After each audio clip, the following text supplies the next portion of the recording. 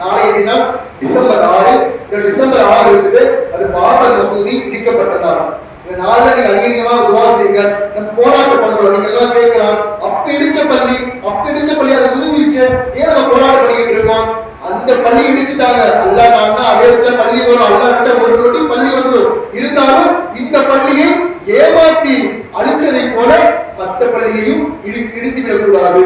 அந்த 2019 அந்த பள்ளிக்கு தீர்ப்பு சொல்லும் போது அடுத்த வருஷமே யூபியில உள்ள ஒரு பள்ளியை இடிக்கப்பட்டுட்டாங்க.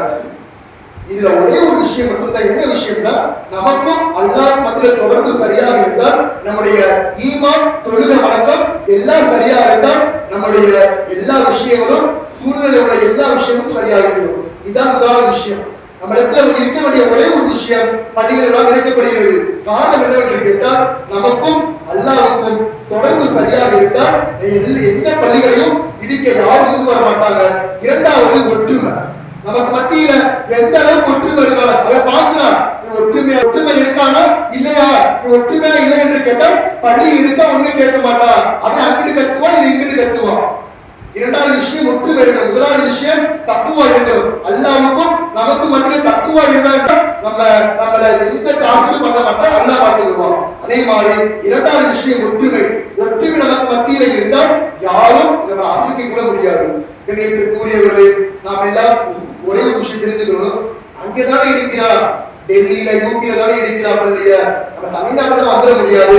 எங்க ஊர் பக்கத்துல அறந்தாங்கி பக்கத்துல அம்மா பட்டணம் சொல்லிட்டு ஒரு ஊர் இருக்கு. உங்களுக்கு எல்லாம் வந்து செய்தி வந்திருக்கும்.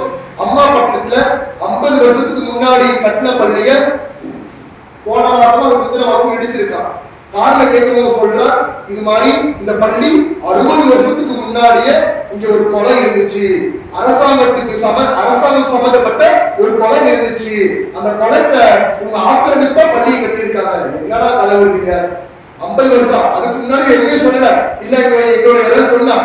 எப்ப நம்ம இஸ்லாமியர்கள் 50 வருஷத்துக்கு முன்னாடி கட்டிட்டோமே, எப்ப நம்ம 50 ஆரம்பிச்சோமோ அது 60 ஆரம்பிச்சுட்டாங்க. 60 வருஷத்துக்கு முன்னாடியே இங்க வந்து அரசாங்கம் சம்பந்தப்பட்ட கொலை இருந்துச்சு, அதனாலதான் நம்ம என்ன பண்றோம், இடிக்கிறோம் என்பதாக ஒரு பொய்யான தகவலை சொல்லிட்டோம்.